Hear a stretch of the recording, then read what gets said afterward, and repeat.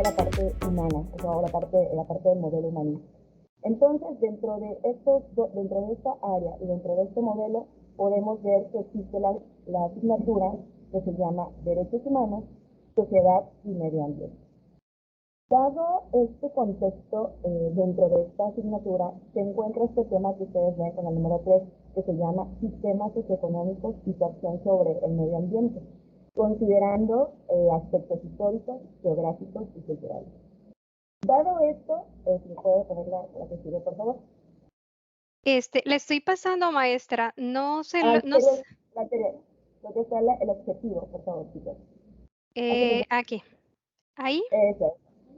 Sí, entonces, dado el contexto que acabo de presentar sobre esta temática, existe el objetivo, o más bien nosotros deseamos presentar los resultados de una prueba diagnóstica que se le realizó a estudiantes de la División Académica de Ciencias Biológicas de las 3 licenciaturas para diseñar y aplicar una estrategia que fortalezca realmente el proceso de enseñanza-aprendizaje sobre este tema, que son los sistemas socioeconómicos y su acción en el medio ambiente, considerando aspectos históricos, geográficos y culturales.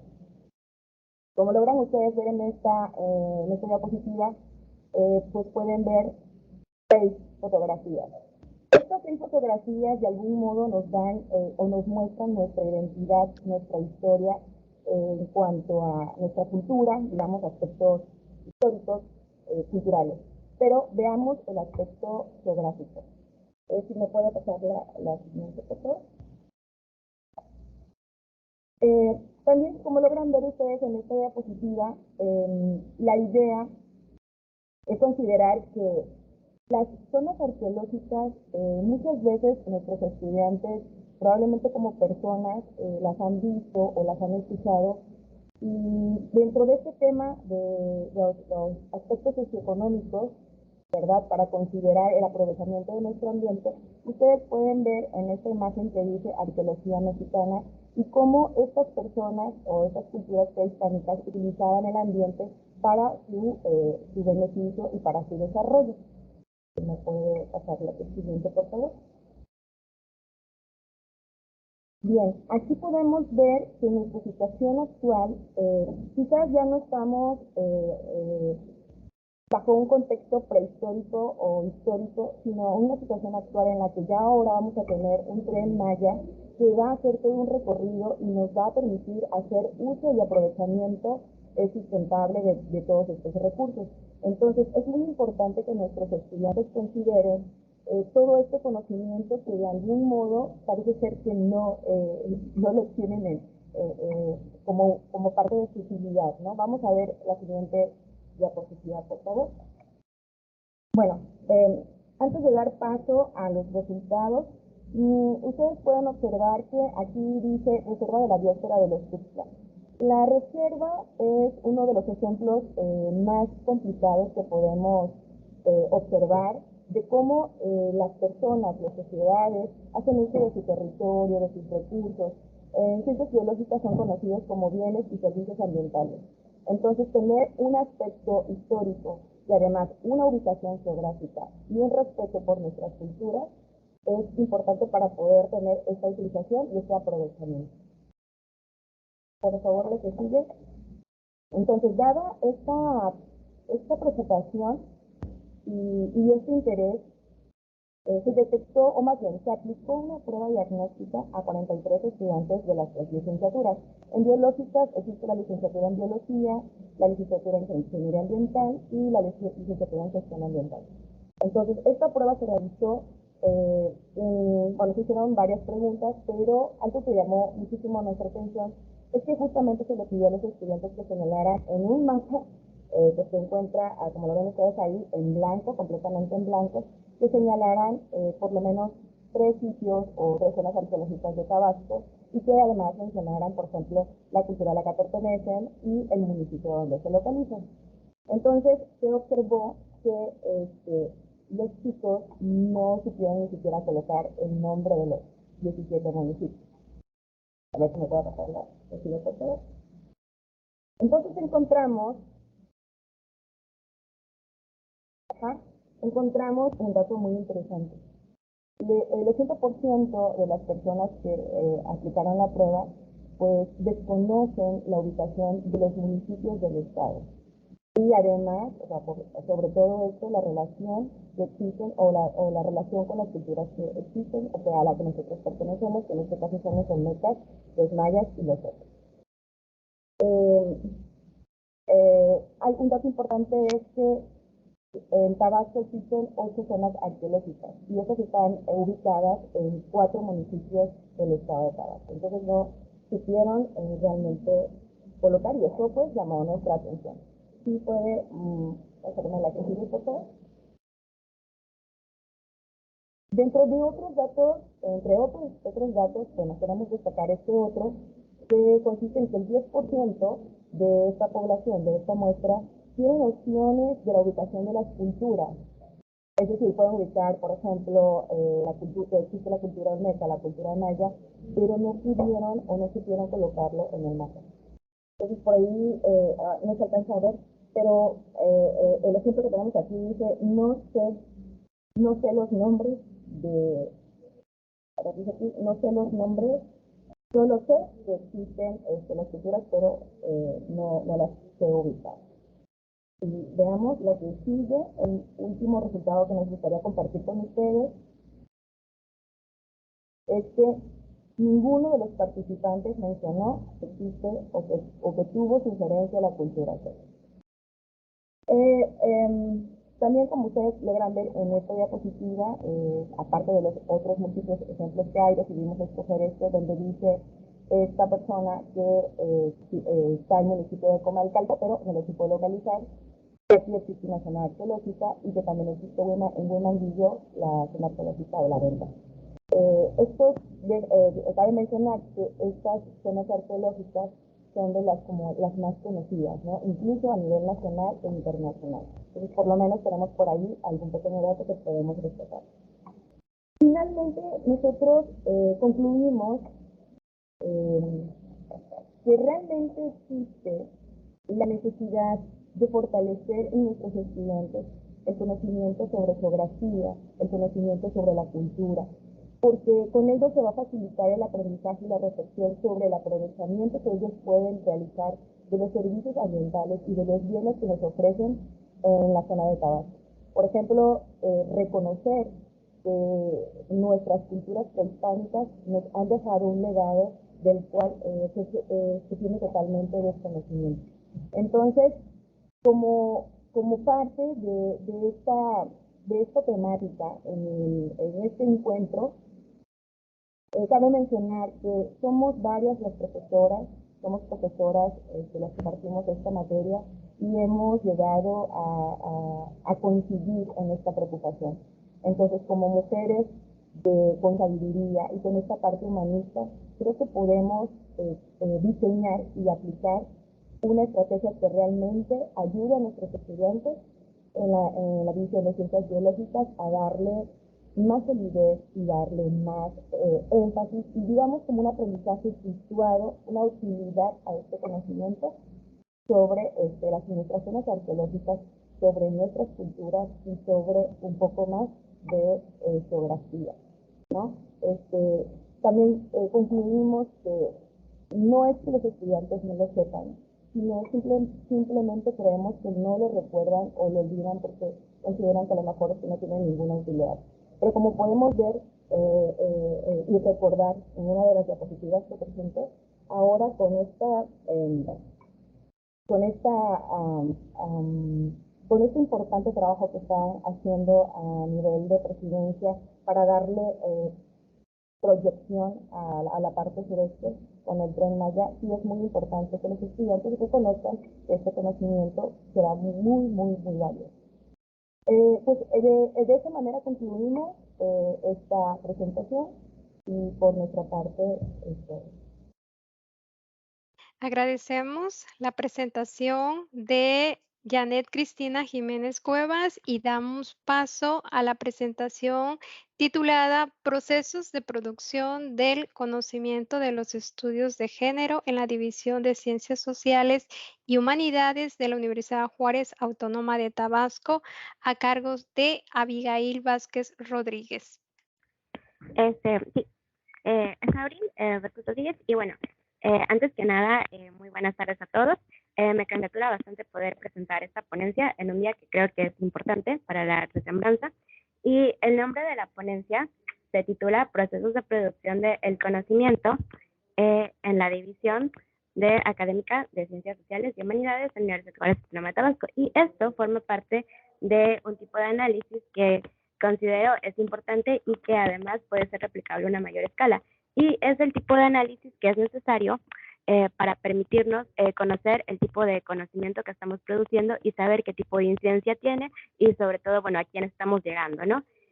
Dos aspectos que creo que son muy importantes. Y bueno, en el contexto que tenemos que en los últimos años ha habido una mayor visibilización del problema de género. Esta visibilización, lógicamente, también se ha traducido en un aumento de los movimientos, o al menos estos movimientos se han hecho más visibles, y también una diversificación de los mismos. Esto es muy importante porque entonces estamos teniendo que un problema que antes se observaba quizás desde una óptica única, comienza a abrirse otras nuevas ópticas, ¿no? Y también en esto se comienzan a considerar otros aspectos del género, como pueden ser las masculinidades y la teoría queer. Entonces, tenemos que, a la par de que ha habido esta mayor visibilización y apertura, también ha sido un problema que ha comenzado a captar más atención en los círculos académicos. Esto es en los círculos académicos en general, y también esto ha aumentado y diversificado la producción de los estudios de género, ¿no? Y para este trabajo se está retomando el término de género, no solamente como los asuntos referentes a la mujer, sino como un término más amplio que también engloba las áreas estructurales que van a comprender la relación entre ambos sexos. Entonces esto es muy importante porque nos va a dar la abertura a precisamente esta nueva diversidad de temas que está surgiendo, ¿no? Y bueno, eso es en cuanto a la primera parte de la palabra, ¿no? Estudios de género, a la cuestión de género. Y ahora, si nos vamos a la cuestión de estudios, entonces tenemos otro problema porque generalmente cuando hablamos de estudios en este ámbito, estamos hablando necesariamente de un tipo de producción que es una producción científica. Y entonces eso nos va a llevar a la problemática de, bueno, cuáles son las condiciones o requisitos mínimos que tiene que cumplir un trabajo de investigación para que tenga un carácter científico, ¿no? Para que podamos considerarlo un trabajo propio de los círculos académicos. Y entonces vamos a tener aquí una primera dificultad, porque en las ciencias sociales resulta que no existe un consenso básico de cuáles son estas condiciones, ¿no? Y va a depender mucho desde la perspectiva en que se vean. Sin embargo, bueno, se han retomado algunas características que son comunes a la mayoría de perspectivas, ¿no? Y esto es la cuestión de que en todos los casos hay un hecho. La preponderancia del hecho se le puede tener que ver con factores como la experiencia o la observación, y esto va a variar de acuerdo a cómo queramos verlo, ¿no? Pero el punto es que tenemos un hecho que es visible y observable. Y el segundo punto es que pues vamos a hacer uso de una teoría, ¿no? De un conjunto de preposiciones no conocidas, un conjunto lógico, de una cierta lógica con la cual vamos a poder interpretar estos hechos. Y otra característica es que lógicamente vamos a ocupar un método y un procedimiento, ¿no? Que ya tenga un cierto rigor, y esto es para obtener un resultado que consideremos como válido. Y lo otro es que, bueno, los estudios, al menos en las ciencias sociales, si bien pueden abarcar gran cantidad de un fenómeno o pueden abarcar gran parte y pueden explicar muchos aspectos, es muy difícil y es muy complicado que abarquen la totalidad del fenómeno, y que entonces esto se pueda convertir en algún tipo de ley general que pues nos vaya a dar como la clave maestra, ¿no? Y eso es muy importante. Entonces, a partir de estos elementos podemos comenzar a formular algunas preguntas que pueden ser provocadoras, ¿no? Que puede ser, por ejemplo, ver si la producción actual de los estudios, en este caso se está ocupando como referencia únicamente la emisión de ciencias sociales, pero creo que una de las bondades es que esto es aplicable a una mayor escala. Si estos estudios realmente están cumpliendo con este carácter de tener un rigor científico. Lo otro que podríamos preguntarnos, ¿no?, es qué tipo de conocimiento entonces estamos buscando producir y qué métodos estamos utilizando para producir este conocimiento, ¿no? Aquí donde podemos empezar a colocar o a formular algunos elementos de la sociología del conocimiento. Y bueno, lo primero que tenemos es que los estudios de género generalmente buscan o tienen el apelativo, ¿no?, de denominarse a sí mismos estudios críticos.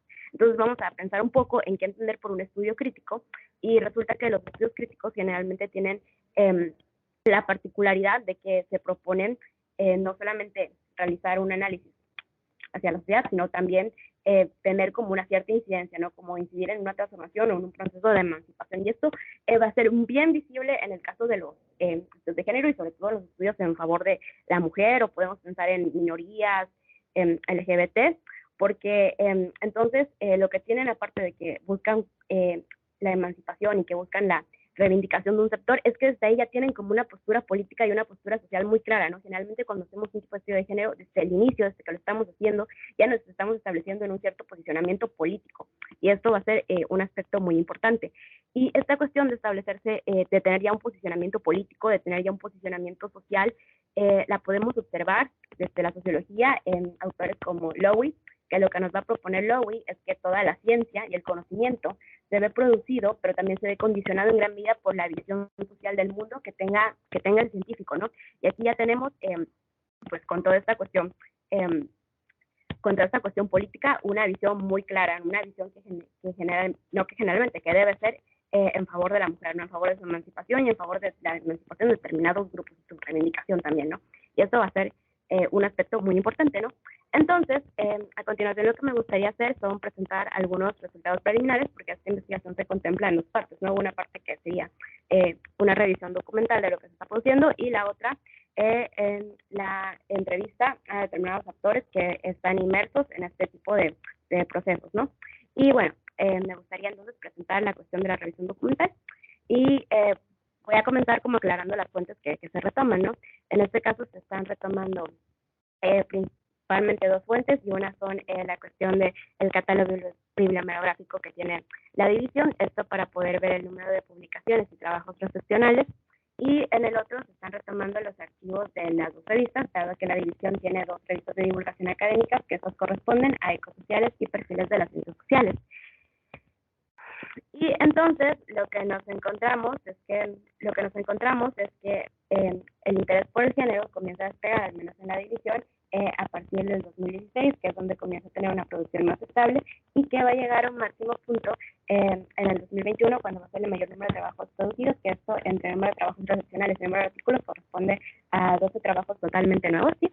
Entonces, para ir cerrando un poco, esto también va a responder a estas condiciones, como puede relacionarse como el término de la pandemia, ¿no? Y si nos vamos un poco ya a los temas, porque la cuestión de los temas es bien importante, entonces vamos a tener que predominar la cuestión de género, pero como subtemas tenemos muy presentes la cuestión de la violencia. Esto puede tener que ver con esta cuestión de una mayor visibilización, y que ha sido un problema que ha sido recalcinante, ¿no? Y también vamos a tener la cuestión de la mujer. Esto va a ser muy importante porque generalmente tenemos que las mujeres van a escribir sobre el sexo propio, ¿no? Mientras que en el caso de los hombres, que este es otro punto importante, que los hombres tienen una producción bastante similar, al menos en la división, a las mujeres, si bien van a escribir trabajos de la mujer, se van a encargar también de escribir trabajos acerca de las masculinidades, que de hecho, si estos trabajos de las masculinidades que se han producido en la división van a estar producidos por hombres. Esto es un punto que me ha parecido muy importante, ¿no? Entonces, otros temas también que podemos ver el tema de la discriminación, la cuestión indígena y los derechos humanos, que esto también lo podemos relacionar muchísimo con la producción tan grande que tienen los estudios jurídicos en la división, ¿no?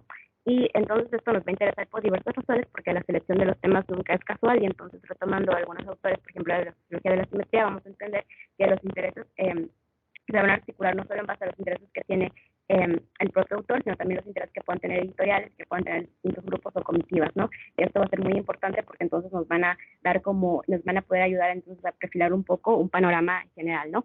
Y ya muy rápidamente para finalizar, una cosa que me gustaría hacer mención es que la mayoría, como ya dije, la mayoría de estudios son jurídicos. Sin embargo, también hay una cantidad considerable de estudios sociológicos, y ha comenzado a crecer bastante el número de estudios en historia. Y esto también abre la posibilidad a una cuestión que son los estudios mensales, que cuando se hizo este análisis, una cosa que resultó muy notoria es que no hay tantos estudios mensales, al menos en comparación con los estudios de un único campo.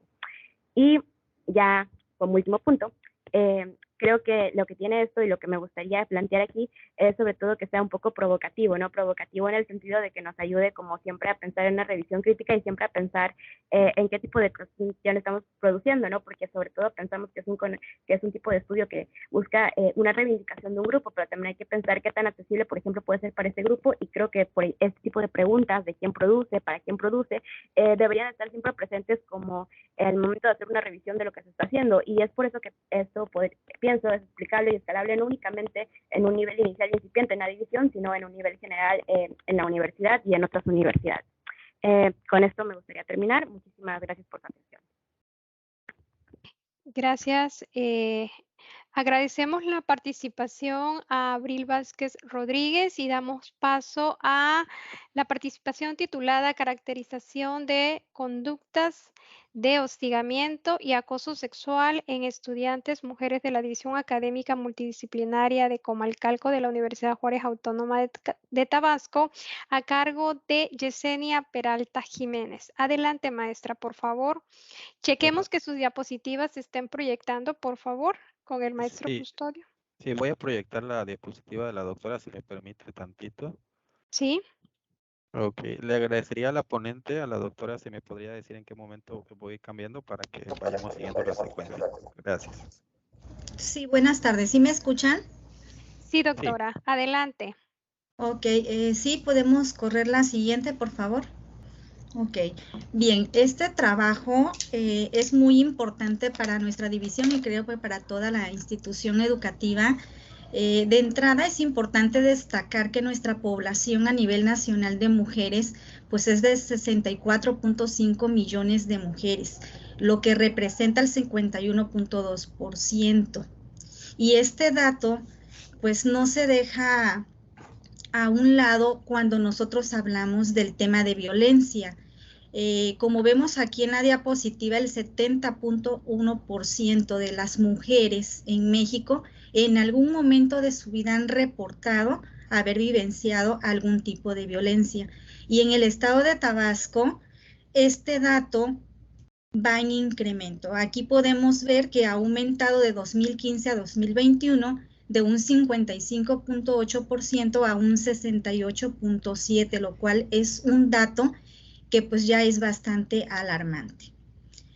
Por otro lado, dentro de estos tipos de violencia, la violencia sexual a nivel nacional representa el 49.7%, y en el estado de Tabasco también es relevante destacar que este tipo de violencia ha aumentado considerablemente.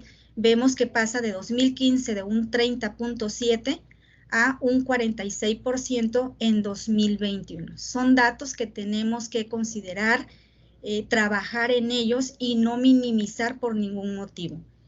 Por otro lado, tenemos que el 40% de esos casos de violencia sexual principalmente han sido reportados que quienes reciben este tipo de agresión han dicho que son por compañeros de escuela, lo cual no está alejado de la situación que también se vive a nivel internacional y a nivel estatal. ¿Sí? El 32.3% de estas ocurrencias de violencia siempre están presentándose pues en el ámbito escolar, como es claro. Con estos datos ha sido una preocupación importante, no nada más para el gobierno federal y estatal, sino que también se ha asumido en nuestra institución educativa ese compromiso de contrarrestar todos estos datos que están siendo cada vez más representándose en nuestra sociedad. Por ello, la universidad constituye el pronunciamiento de cero tolerancia a las conductas de hostigamiento sexual y acoso sexual, como algunos ya conocemos. En marzo se empieza a hacer la socialización de este pronunciamiento y nuestra división académica recibe este protocolo. Se establece una comisión integrada por profesores para que se pueda determinar los niveles de violencia, específicamente de hostigamiento sexual y acoso sexual en nuestra división. Y por ello, un grupo de profesores junto con la comisión se tomó el trabajo de establecer un instrumento donde pudiéramos medir cuál es la percepción que tiene nuestra población en cuanto a este tipo de conductas. Y de lo cual realizamos el siguiente trabajo. La siguiente, por favor. Se diseñó el instrumento para conocer la percepción, lo aplicamos de manera electrónica, se socializó por redes sociales, por WhatsApp, con el apoyo de los coordinadores de los 4 programas educativos y los responsables de la Comisión de Cero Tolerancia a la Conducta de Hostigamiento Sexual y Acoso Sexual. Para ello se integró con un consentimiento informado y 23 ítems que miden la percepción de los estudiantes a recibir o a vivenciar algún tipo de conductas que hemos descrito y si conocen o tenían algún dato sobre la existencia de una comisión de cero tolerancia en la división o si conocían el pronunciamiento y el protocolo de actuación en caso de vivenciar algún tipo de estas conductas. La siguiente, por favor. Los resultados que obtuvimos después de aplicar esta encuesta fueron los siguientes. Les mostramos aquí los resultados de estudiantes mujeres, los cuales representan el 69% de nuestra población estudiantil, ¿sí? Vemos son 639 estudiantes, de los cuales les mostramos que el 12% representan estudiantes de atención prehospitalaria y desastre, el 41.48% de enfermería, el 20.66% de médico cirujano y el 25.82% de rehabilitación física. ¿Qué podemos ver y analizar en estos resultados? Que sí, las estudiantes han manifestado sentirse desde esta parte subjetiva que han estado expuestas a estas conductas. Vemos de manera relevante un 9.7% dice que lo ha recibido de compañeros y un 4.2% de alguna autoridad o figura de poder. Identifican los miembros de la comisión, el 13.6% dice que sí y el 67.9% dice que no. Cuando nosotros empezamos a aplicar esta encuesta, cabe mencionar que fue al momento en que llega el pronunciamiento a nuestra división a manera de hacer un diagnóstico si se entendió el propósito del pronunciamiento y el conocimiento de la comisión que se instalaba en ese momento, y esto nos pueda permitir direccionar el trabajo para poder disminuir estas cifras que no podemos disminuir, o sea, sí existe, es la percepción de las alumnas y algo tenemos que hacer al respecto. La siguiente, por favor. Aquí son ya los resultados sobre conductas específicas. Bueno, han recibido charlas o información respecto al pronunciamiento, el 41.2% dice que sí. Por otro lado, conozco el protocolo para la prevención y atención y sanción del hostigamiento, el 36.8% dijo que sí, a partir de esa primera charla que se da al instalar la comisión y el pronunciamiento cero en la División Académica Multidisciplinaria de Comalcalco. He recibido algún tipo de mensaje verbal. Aquí vemos que voy a recalcar los casos donde sí se ha presentado, rara vez 10.5%, ocasionalmente 5.9%, frecuentemente 0.8%, muy frecuentemente 0.3%. Es decir, sí hay la percepción de que se recibe mensaje verbal al respecto. Llamadas, notas o correos, rara vez 2.8%, ocasionalmente 1.1%, frecuentemente pues ninguno y muy frecuentemente el 0.2%. Han recibido miradas amenazantes, vemos que nuevamente se vuelve a presentar esa percepción de que sí las reciben, rara vez 8.9%, 5.6% ocasionalmente, frecuentemente 1.6% y 0.6% frecuentemente. La percepción de que alguien los ha tocado inapropiadamente, tenemos 6.3% rara vez, 3% dice que ocasionalmente, frecuentemente 0.3% y muy frecuentemente 0.3%. Alguien los ha invitado a algún espacio vital manteniendo una proximidad física excesiva no deseada, rara vez el 5.8% dice que sí, ocasionalmente 2.3%, frecuentemente 0.2% y muy frecuentemente el 0.3%. En conclusión, el 27% de las estudiantes mujeres manifestaron haber vivenciado algún tipo de hostigamiento o acoso sexual, que esto representa en un total de todas las conductas que fueron medidas en un 62%. Esto quiere decir que se muestra la necesidad de realizar las acciones que sean necesarias para promover el respeto a los derechos humanos y que podamos mantener la cultura de la paz. Y como comenté al inicio, el objetivo era poder determinar las propuestas para poder disminuirlas y son las siguientes. Socializar, por supuesto, el respeto a los derechos humanos, capacitar a los profesores, tutores, para que mediante la tutoría podamos orientar a los alumnos, que se pueda promover el pronunciamiento, el protocolo y la comisión de manera permanente en la división, difundirlos en páginas web y otros medios electrónicos, así como evaluar el efecto de las campañas de socialización posterior a esta presentación para que podamos ver el efecto que ellos tienen. Este es nuestro trabajo. Muchas gracias. Agradecemos a la maestra Yesenia Peralta Jiménez y damos paso a la ponencia Análisis de la participación de las mujeres en la producción científica a cargo de Luis Manuel Hernández Gobea, Joana Moscoso Pacheco, Yasmín Denise Salvador García. Adelante, por favor. Gracias, muy buenos días. ¿Sí me escuchan? Nada más me confirman, por favor. Sí, sí se escucha. Ok, adelante.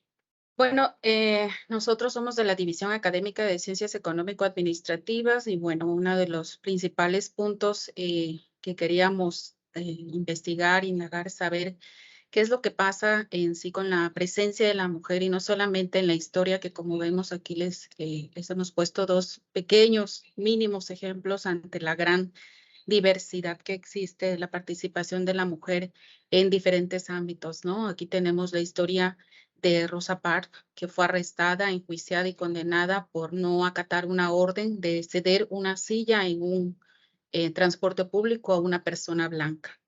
A raíz de eso se hicieron ciertos cambios en la forma de legislar y de considerar a las personas de raza negra en Estados Unidos. Y por otro lado tenemos a una mujer científica, María Curie, que, bueno, todos sabemos que ha sido la mujer a quien se le dio 2 premios Nobel, uno por parte de la química y otro por parte de la física. Atribuyendo a esta científica, encontrábamos por ahí de manera graciosa los tradicionales memes que ya forman parte de nuestra vida cotidiana, que decía, señora Curie, ¿cómo se vive al lado de un genio? Y a lo que ella contestó, no lo sé, pregúnteselo a mi esposo. ¿Sí? Es este papel secundario que durante mucho tiempo la mujer ha vivido y ha experimentado. Sin embargo, sabemos y somos conscientes de que la mujer ha participado en eventos que han cambiado nuestra historia. ¿Sí podemos avanzar, por favor? Y bueno, es por eso que nosotros nació esta inquietud de saber cómo está sobresaliendo la mujer y cuál ha sido su participación en el ámbito científico, pero traerlo a lo local, traerlo aquí a la universidad y ver a través, en este caso fue la revista Hitos de Ciencias Económico-Administrativas, donde tuvimos esta oportunidad, este acercamiento de tomar datos bibliométricos para reconocer la participación de la mujer, cómo ha estado en sus últimos 10 años y no solamente en un periodo corto, sino en un periodo considerablemente largo, ¿no? De 10 años, cómo ha sido su naturaleza y tratando de describir esta participación, ¿no? Y obviamente realizando un comparativo entre hombres y mujeres. Y bueno, entre los resultados obtuvimos una cuantificación de 243 artículos publicados en este periodo, en estos 10 años, y tuvimos 132 mujeres y 111 hombres, esto en la parte de autoría. Aquí tenemos un pequeño gráfico que nos habla de esa participación. En las barras azules podemos ver la mujer, la participación de la mujer, y en las líneas naranjas o rojas, cuál ha sido la participación de los hombres. Y curiosamente, como podemos ver, ha sido bastante a la par. Sin embargo, en el 2018 se tuvo un repunte mismo que se tuvo en el 2021. Y en este 2022, en el pasado año 2022, tuvimos un declive. No sabemos, ahí queda el tema aún a profundidad, en análisis, saber si de alguna manera la pandemia tuvo algo que ver, ¿no? Si bien se mantuvo durante los años más difíciles, incluso un repunte casi a duplicidad de su participación, pues no fue así en el 2022, donde el hombre tuvo una pequeña mayor participación. Y lo mismo prácticamente pasó en el caso de las coautorías. Se identificaron 177 mujeres participantes, 133 hombres. Y bueno, aquí podemos ver una tendencia un poquito más plana en los primeros años. Sin embargo, vino un auge bastante grande en el 2017 y 2018, donde se incrementa esta participación, pero al final lo volvemos a tener en el 2022 con que hay un declive en esa participación. Ahí es donde nosotros decimos, bueno, esta participación sí ha venido en un incremento, sí existe una participación bastante onerosa de la mujer dentro del ámbito científico, dentro de la revista, pero no sabemos si este declive 2022 es como consecuencia de los hechos de la pandemia, que como sabemos y hemos encontrado muchos artículos que nos dicen de que la pandemia ha venido a sacrificar la productividad científica de la mujer por el conservar y poner en prioridad sus asuntos familiares, ¿no? Sin embargo, bueno, en la propuesta, ya que el programa nos pide una propuesta, sabemos que la revista lleva a cabo la difusión no precisamente en una cuestión de género, pero sí en una cuestión de productividad científica. Se lleva a cabo el proyecto de expansión a través de convocatorias que se envían a nivel nacional e internacional. Entonces, eso es lo que ha generado que esta participación vaya en incremento. Y también se tiene al interior de la revista un programa especial para los alumnos de servicio social y prácticas profesionales, donde estos alumnos se van preparando en un periodo de un mes con una investigación para que conozcan la estructura de un artículo científico, cómo debe de ir redactado, cuáles son las normas APAS y todo lo que cómo va impactando y cómo se va formando un artículo científico, ¿no? Y también la División Académica de Ciencias Económico-Administrativas pues tiene el club de lectura en fomento a la participación tanto de hombres como mujeres en adquirir nuevos conocimientos y compartirlos, ¿no? Entonces, de alguna manera, estos son los indicios los resultados de esta investigación que se está aún en proceso. Ya lo veremos un poco más a profundidad en lo que sería el extenso. Muchas gracias. Gracias a usted, maestra Joana. Damos inicio a la sesión de preguntas de las primeras 4 ponencias. Si tienen alguna pregunta, pueden utilizar el chat para hacerla o levante su manito y le damos para que nosotros podamos abrir los micrófonos. ¿Hay alguna pregunta a las 4 ponentes? ¿No?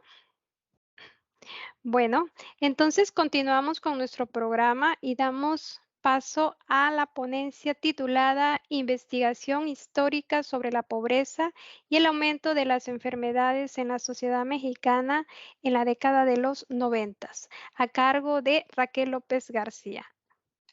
Buenas tardes a todos. Ya estoy viendo en pantalla las diapositivas.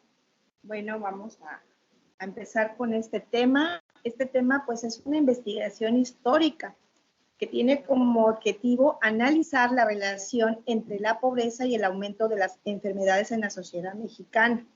Y nos vamos a ubicar en lo que es los años 90 en comparación con las 2 primeras décadas que llevamos del siglo XXI. Esta investigación histórica pues está respaldada en diversas investigaciones y estudios económicos que se han hecho. Se toma la perspectiva de cómo ha ido evolucionando la pobreza en México, lo cual hace énfasis en que después de un largo periodo de tiempo, porque estamos hablando de los 90 hasta 2023, pues se tiene el mismo porcentaje de pobreza. O sea, ligándose al aumento de enfermedades y siendo la salud otro factor que afecta a los mexicanos. Entonces, esta partecita pues, de esta investigación histórica nos habla de la pobreza y su relación con las enfermedades. Vamos a hacer un retroceso y nos encontramos que en los últimos 20 años la pobreza en México ha tenido muy pocos cambios, los cuales se ven reflejados en los niveles de pobreza que tenemos hoy en día y que son similares a los que había a principios y mitades de los 90. Entonces sí podemos ver en esta investigación histórica pues que la pobreza aún en el siglo XXI y con todos los adelantos científicos y tecnológicos pues no ha disminuido, sino que sigue estando en los mismos niveles. Ha habido muy pocos cambios con todos estos avances tecnológicos científicos que hemos tenido. A mitad de la década de los 90, el 50% de la población mexicana vivía en pobreza por ingresos. El día de hoy, con una inversión de un billón de pesos en programas de desarrollo social, la tasa de mortalidad infantil siguió su tendencia descendente entre 1980 y 1990. Tenemos otro dato también histórico del Instituto de Seguridad Social para los Trabajadores al servicio del Estado, en donde nos dice que registró un aumento en el número de niños nonatos o menores de 1 año de edad que padecían un incremento fetal lento y desnutrición, tanto en los términos absolutos como en proporción total de las enfermedades. Entonces sí vemos que viene ligado la pobreza de las mexicanas, pues porque pues se ve reflejado esa vida de pobreza, de que no les alcanza el dinero para tener una buena alimentación, y se ve reflejado pues en los nonatos o menores de 1 año de edad en los niños. La pobreza se reduce de manera continua e importante entre 1950 y 1984. Permanece a niveles casi constantes entre 1984 y 1994 y tiene un abrupto incremento en 1996.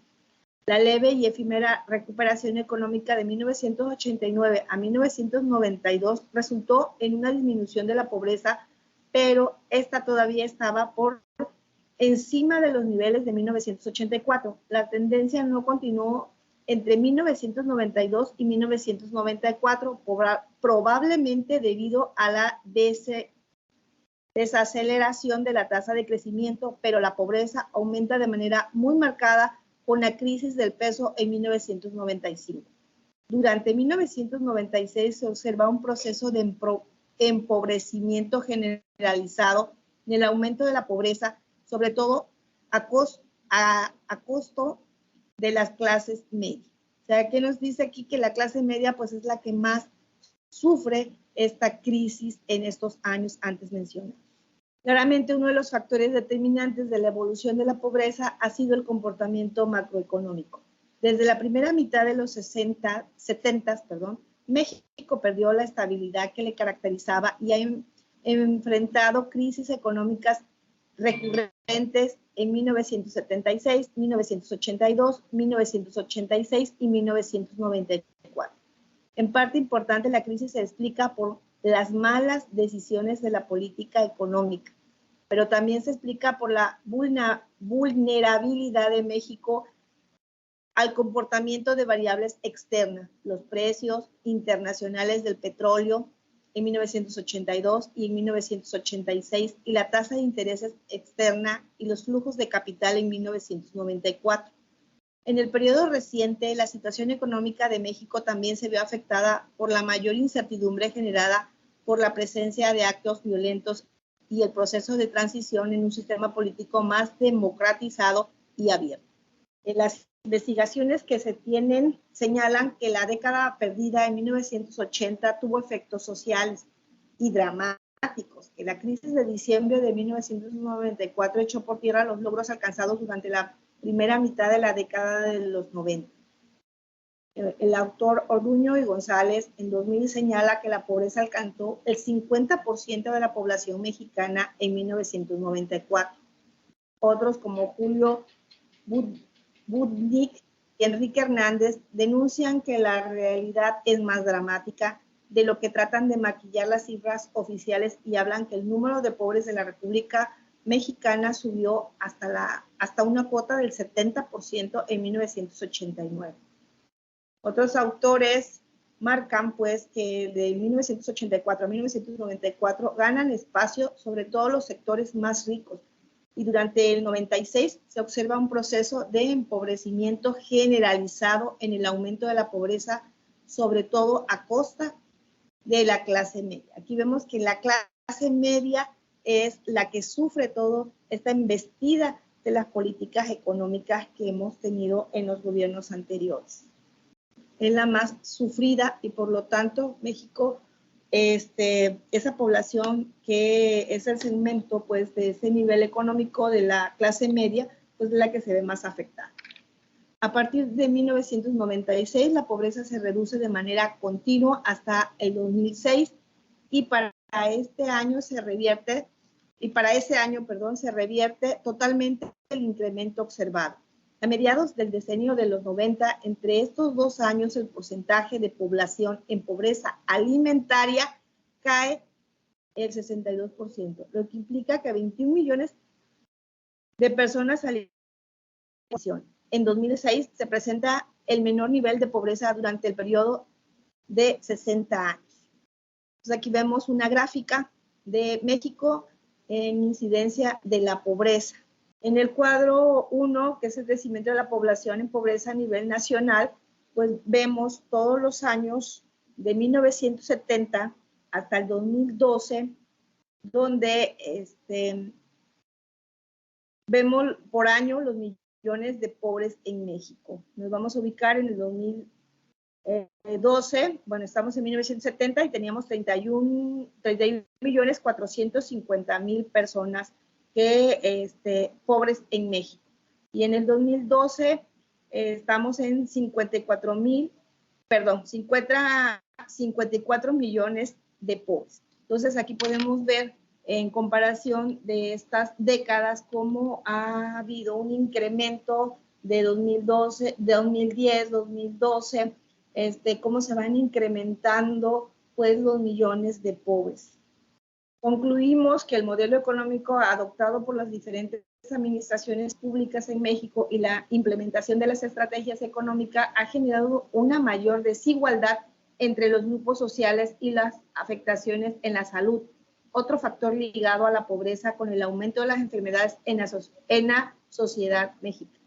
O sea, el ser pobre pues se correlaciona con la alimentación, y la alimentación pues no hay para comer o se come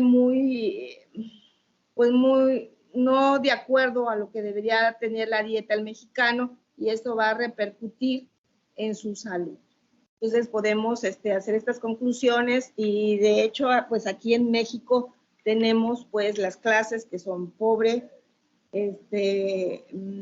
las clases de bajos recursos, los pobres, la clase media y la clase pues de los ricos. Pero aquí en México, con todos los millones de pobres que tenemos, no nada más está el nivel más bajo de pobreza, sino lo de extrema pobreza.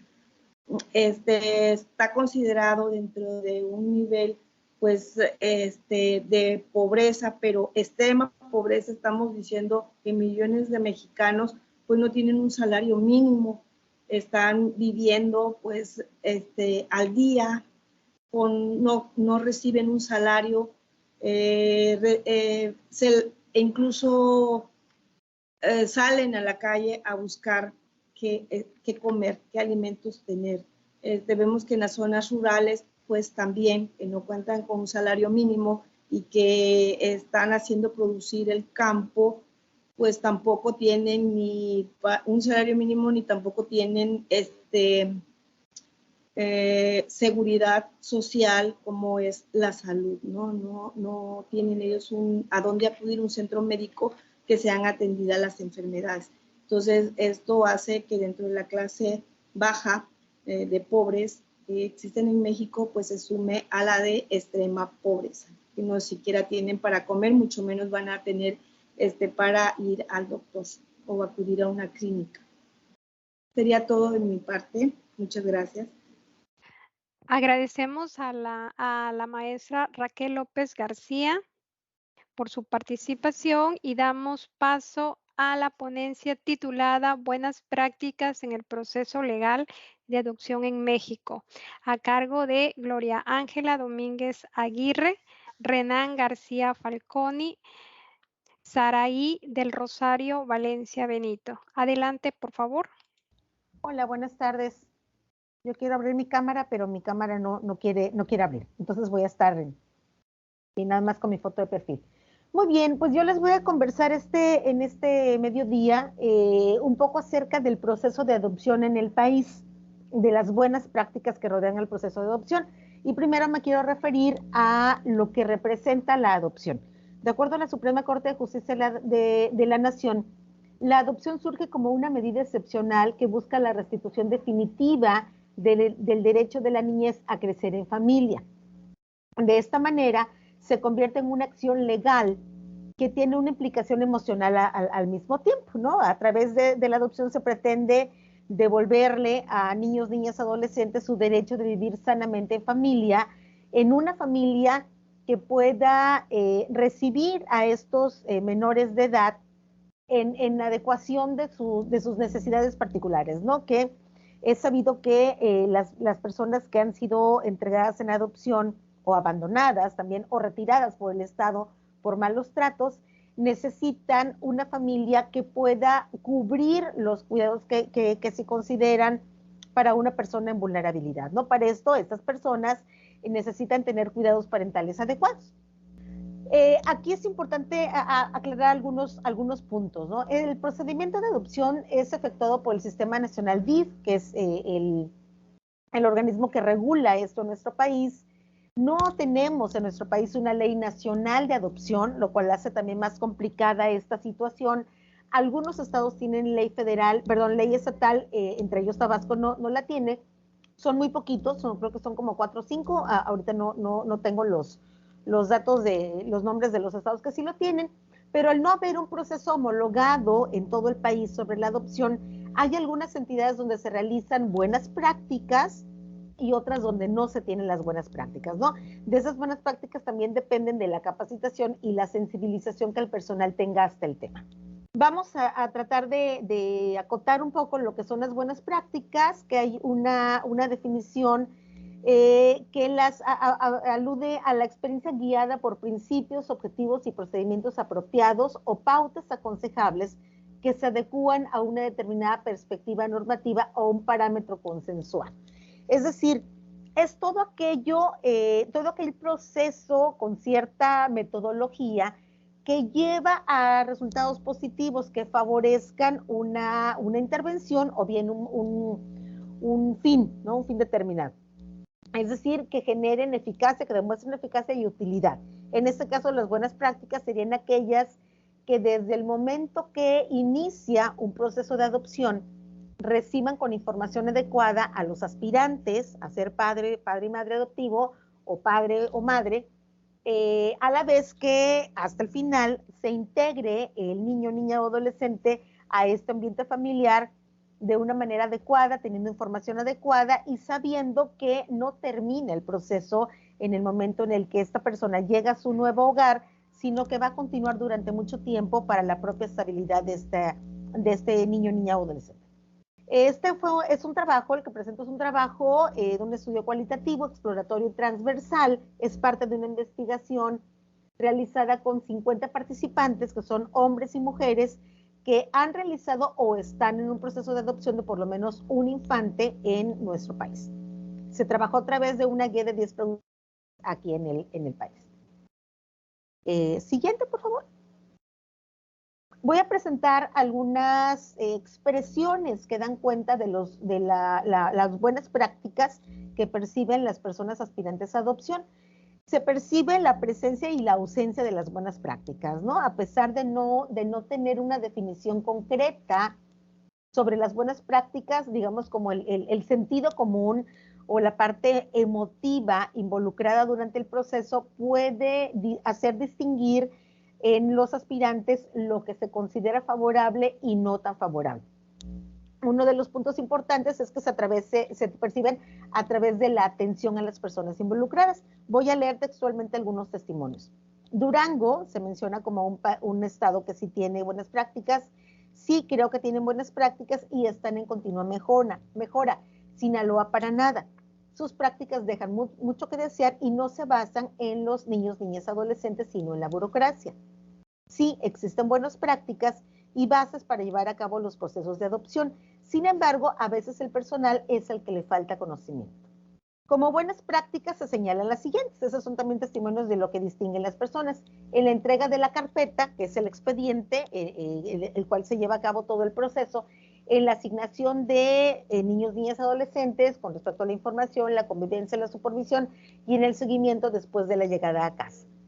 La insistencia en que se conserve una copia completa del expediente judicial, la apertura a la solicitud de acceso con el niño adoptado para fortalecer su identidad pasados los años, que eso también habla de una mirada mucho más allá del momento en el que el infante llega a la casa adoptiva, con su familia adoptiva, porque cuida un poco su derecho al origen, a que en un momento, cuando esta persona sea mayor de edad, pueda intentar conocer un poco acerca de su familia biológica, y esto es denota muy buena práctica con respecto al cuidado del origen. Otro testimonio, no darte información del menor ni foto hasta que no aceptes la propuesta. Me pareció muy bien para que no se hagan prejuicios del menor al verlo físicamente. Eso también favorece la presencia de un genuino deseo de adoptar, no por el propio deseo de paternar a una persona vulnerable, y no solamente porque el niño o niña, no sé, sea bonito, se parezca a mí, tenga, no sé, elementos como estereotipadamente favorables, ¿no? La constante comunicación nos dan mucha confianza y apoyo durante el proceso, supervisión constante sobre la adaptabilidad y áreas de oportunidad del niño y padres. La encargada de la CAS, que es Centro de Asistencia Social, años permitió iniciar la convivencia antes de que el DIF lo hiciera. Eso permitió crear vínculos, que es otro elemento también que favorece la adaptación de niño, niña o adolescente a su nueva familia, que por supuesto que no se da de manera, te diré, como automática o instantánea, no es esto como de amor a primera vista, sino que implica un tiempo en el que este niño, niña o adolescente, sobre todo mientras son quizá más pequeños, bueno, con la diferencia de edades se establecen retos diferentes. Sin embargo, el vínculo va paulatinamente generándose, no se da de manera inmediata, y es válido completamente que haya un proceso de interacción para que se pueda generar la confianza del niño o niña para asumir que esta va a ser su nueva familia.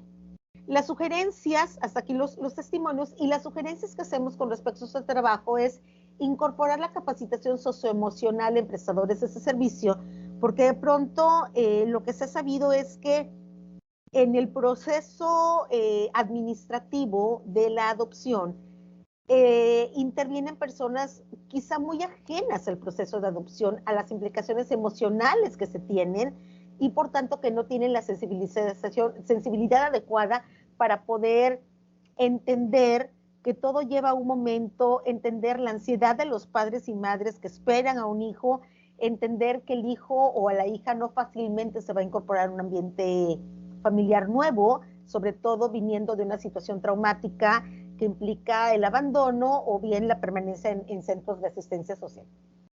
Otra sugerencia es desarrollar más estudios sociales hacia la comunidad de familias adoptivas, difundir los hallazgos de esos estudios, como en foros como este, por ejemplo, para mayor sensibilización en la sociedad en general, y generar foros para abordar el tema. Esto va a retribuir en que haya una mayor apertura sobre este tema, por ejemplo, la presencia de este tema, que bueno, no sé si habrá muchos durante este evento, ojalá hubiera más sobre adopción en este evento de mujeres universitarias, que finalmente va a favorecer a que haya la integración de las familias adoptivas sea más fluida, que haya mayor comprensión de las personas que son ajenas a la adopción, a entender todo esto como procesos, que surjan preguntas más, diré como más curiosas, más respetuosas, para entender los procesos de adopción, no solamente desde la parte administrativa, sino desde la parte, y sobre todo desde la parte emocional, lo que involucra en el desarrollo de las personas que van a ser incorporadas a una familia novedosa. Esto, por supuesto, que va a favorecer la percepción sociocultural de estas familias adoptivas. Es toda mi participación. Muchas gracias por la atención.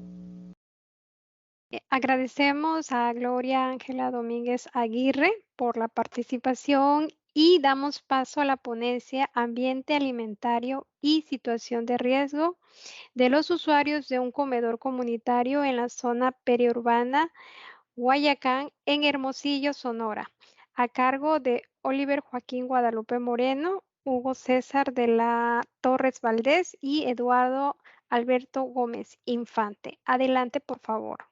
Buenas tardes. Bueno, pues nosotros les vamos a hablar con respecto a un concepto importante que es la parte periurbana. La parte periurbana se refiere a esas extensiones continuas a una ciudad y que absorben paulatinamente espacios que los rodean. Es decir, son espacios que carecen de algunas características urbanas, pero se localizan dentro de los espacios físicos propios de una urbe, ¿no? Aquí podemos observar, por ejemplo, en el caso de Hermosillo, donde hicimos nuestra intervención y nuestra investigación, cómo tenemos dos secciones, en la parte norte, donde se hizo la investigación, donde viene siendo el Guayacán, y vemos cómo tenemos una calle perfectamente urbanizada y inmediatamente vemos cómo se, pues, cambian. Las zonas periurbanas se relacionan con población de bajos ingresos. Ahorita, como mencionaba la ponente anterior, donde pues obviamente los bajos ingresos y las carencias de servicios urbanos y bienestar en general social, pues forman parte de estos ambientes que pueden llegar a desencadenar problemas epidemiológicos e incluso ambientalmente inestable, ¿no? Específicamente, el comedor que nosotros investigamos, nos referimos a principalmente que el asentamiento es un asentamiento irregular en el cual pues carece de servicios básicos como drenaje, agua potable, luz eléctrica y demás, ¿no? El ambiente alimentario hace referencia al contexto físico, económico, político y sociocultural que enmarca la interacción entre el consumidor y el sistema alimentario. Es complejo, es algo en donde pues juegan papeles políticos, sociales, comunitarios, incluso de biodisponibilidad de los alimentos que se encuentran disponibles en las regiones. Es como nos referimos a los distintos entornos que pues abarcan, ¿no? Aquí tenemos un ejemplo del asentamiento principal, donde vemos cómo las carencias del espacio, en el espacio físico, pues forman parte de los propios riesgos, en este caso alimentario, por decirlo. A- Aranceta nos dio el punto de partida, ya que él define las zonas periurbanas con un nivel de carencia que son susceptibles a intervenciones alimentarias a través de comedores comunitarios, que son apoyadas a través de organizaciones civiles o, en su caso, ONGs también. Dice que las intervenciones implican cambios en la composición de la dieta dentro de los comedores comunitarios y en lineamientos reguladores que modifican los hábitos alimentarios, sobre todo en aquellos que van dirigidos a población infantil. Aquí hay que recordar que cuando hablamos de intervención alimentaria, hablamos de cambiar aspectos desde qué se consume, con qué frecuencia se consume y cuál es el impacto que tiene el intervenir en una comunidad vulnerable, ¿no? Aquí tenemos ejemplos de los niños que se benefician específicamente en el comedor. Y aquí podemos observar ya específicamente la localización. El Hermosillo, pues, tiene varios microentornos que conocemos como zonas periurbanas y específicamente la que tomamos como referencia se le conoce como Guayacán, ya que anteriormente era un relleno sanitario, bueno, era el basurón de Hermosillo, se hizo el relleno sanitario y estas personas pues vinieron a localizarse en esta sobre el relleno sanitario, ¿no? Entonces, aquí vemos dónde está localizado específicamente y en el círculo de la izquierda vemos cómo han ido, pues, ahora sí que cubriendo totalmente el relleno sanitario con la semi-urbanización, por decirlo así, ¿no? Esto los coloca en una marginación, en un riesgo ambiental, porque estamos hablando de que incluso a la hora de nosotros hacer el levantamiento de datos, la gente excavaba o hacía algún hoyo para plantar un árbol o algo y sacaban basura, ¿no? Por decirlo así. Ante este contexto de marginación y riesgo alimentario, pues se han desarrollado distintos comedores comunitarios, como es el ejemplo de este comedor comunitario, que es el comedor comunitario de Sarita, en el cual se atienden niños en riesgo alimentario, ¿no? Aquí cabe destacar que uno de nuestros cuestionamientos es cómo se está cocinando, porque cabe destacar, ¿no? Se están dando alimentos en un lugar donde la cuestión higiénica pues no es la mejor, por decirlo así, ¿no? Nuestro objetivo fue evaluar la inseguridad alimentaria y el estado de nutrición de los usuarios del comedor comunitario de Guayacán y su contexto de riesgo que en cuanto al estudio, es un estudio mixto descriptivo transversal. Se evaluaron 70 niños que forman parte de 28 familias en la zona suburbana de Guayacán, de edades entre los 0 a los 18 años de edad. El contexto alimentario se aplicó la escala, se aplicó la ELSA, que es la escala latinoamericana y caribeña de seguridad alimentaria. Para la evaluación del estado nutricio se evaluó mediante los indicadores antropométricos de peso, talla y edad y se realizaron unas matrices para clasificar a los individuos en tres puntos principales, que es exceso de peso, normal y desnutrición. Y se geolocalizó los hogares del área de influencia del comedor y se aplicaron entrevistas a informantes claves para contextualizar adecuadamente. Aquí en este mapa podemos observar la geolocalización de los hogares específicamente. El área roja es toda la parte de Guayacán específicamente y es la parte que está sobre el relleno sanitario. La parte en amarillo o inferior es una zona totalmente bien urbanizada, con calles correctamente pues, pavimentadas y todas las características de una ciudad, ¿no? Los puntos que vemos aquí nos habla del nivel de seguridad de acuerdo a la escala, a la ELSA, perdón, que nos describe con seguridad alimentaria, seguridad leve, seguridad moderada y inseguridad severa. Y aquí, a manera de ejercicio, lo que hicimos fue ir viendo el punto central viene siendo la localización del comedor. Entonces, aquí una de nuestras incógnitas o nuestras preguntas era si la cercanía a un comedor comunitario reducía la inseguridad alimentaria. Y si logramos apreciar la inseguridad severa, la mayoría de los casos son los que están más alejados al comedor comunitario. En cuanto a evaluación del estado nutricio, podemos observar pues la siguiente distribución de casos. El 18.57% de los casos pues presentan algún grado de desnutrición, el 67.14% un estado de nutrición normal y el 14.29% presentan algún grado de sobrepeso o obesidad, perdón. En cuanto a seguridad alimentaria, del lado izquierdo podemos observar cómo se categoriza. Se aplica un cuestionario, que este cuestionario está conformado por 15 reactivos, en los cuales pues, se hacen distintas preguntas de percepción en cuanto a si han sentido hambre, si se han ido a acostar, por ejemplo, con hambre, si han tenido esa preocupación de no tener que comer el día siguiente, y una vez que esos reactivos se contestan, se van categorizando, se hacen dos clasificaciones, cuando el hogar tiene integrantes menores de 18 años y cuando no tienen menores de 18 años. Y una vez de esto, se va estableciendo este mecanismo. Y aquí tenemos los resultados principales, ¿no? Entonces, hay altos índices de inseguridad alimentaria. De hecho, es muy bajo el nivel de seguridad, por decirlo así.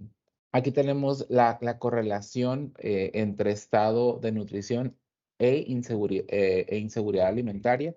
Y si observamos la gráfica o si tuviéramos más tiempo para detenernos, observaríamos que los problemas de nutrición se agravan en cuanto a seguridad alimentaria. Y si observamos algo curioso, cuando hay seguridad alimentaria, se reducen los casos incluso de sobrepeso y obesidad. Entonces, tener alimentos incluso reduce los problemas por excesos de alimentos. En conclusión, y para terminar, podemos decir que los problemas nutricionales, como el sobrepeso y la obesidad, aunados a los carenciales como la desnutrición, que son los dos puntos los dos extremos, se agravan en presencia de inseguridad alimentaria. Es decir, la inseguridad alimentaria es un condicionante o un factor clave para la presencia o la ausencia de enfermedades crónicas en la primera infancia. Se observa también una doble carga de morbilidad. Podemos observar dentro del mismo núcleo familiar casos de desnutrición y casos de sobrepeso y obesidad, ¿no? Su contexto de riesgo, el ambiente influye a la presencia de enfermedades transmisibles, mientras que la dependencia de comedores alimentarios comunitarios es alta e ineficiente. La complementariedad con alimentos no saludables disponibles también contribuyen a una doble carga, ¿no? Entonces aquí es bien importante o una tarea que tenemos más adelante es revisar las políticas públicas que tenemos en materia de salud, de nutrición, en cuanto a la distribución o el acceso a los propios ambientes, ¿no? ¿Qué es lo que estamos permitiendo que los niños consuman en todos los ámbitos, ¿no? En ámbitos de riesgo y ámbitos que no son de riesgo. Por nuestra parte es todo. Muchas gracias. Gracias a usted. Damos paso a la sesión de preguntas. Si tienen alguna pregunta, pueden levantar su manito para abrir el micrófono o lo pueden hacer a través del chat. ¿Alguna pregunta para las ponencias que acaban de escuchar? Bueno, entonces continuamos con nuestro programa y damos paso a la ponencia titulada Programa de difusión de las ciencias en la sociedad tabasqueña con un enfoque de responsabilidad social universitario a cargo de Roger Armando Frías, Luis Fernando Roa de la Fuentes y Lorena Acosta. Adelante, por favor. Hola, ¿qué tal? Muy buenos días, doctora Lorena. Un gusto estar con usted y con todos los colegas de este evento. Y pues precisamente ese trabajo que estamos colaborando, que es sobre un programa de difusión para las ciencias que estamos desarrollando en la División Académica de Ciencias Básicas.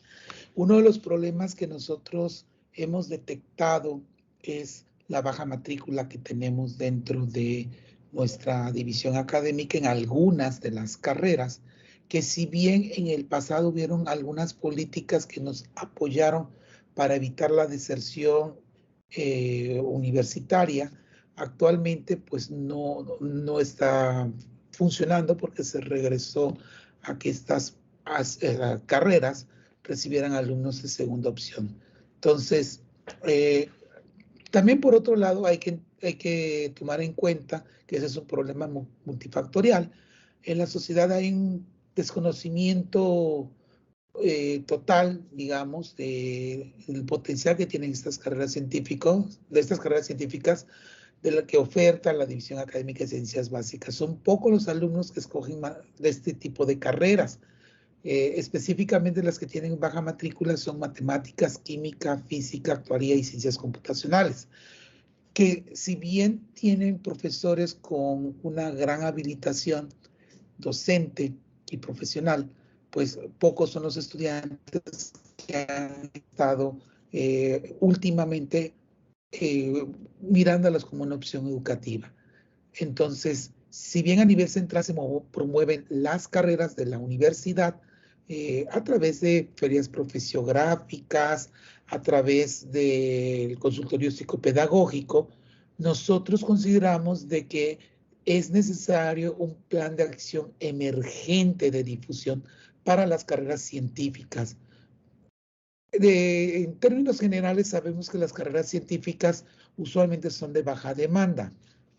Tan solo, por ejemplo, la UNAM, la licenciatura en química, recibe anualmente cerca de 200 estudiantes, pero tiene una población en la Ciudad de México de varios millones de habitantes. Estamos en zona circunvecina, alrededor de unos 20 millones. Tabasco apenas tenemos el 10% de esa población, si acaso, y en la licenciatura en química hemos tenido cortes que son de 30 estudiantes, 20 estudiantes, a veces 80 estudiantes, y bueno, en este sentido nosotros consideramos de que para que los estudiantes miren a la licenciatura en química y a la licenciatura en matemáticas, que es con las dos carreras que queremos trabajar,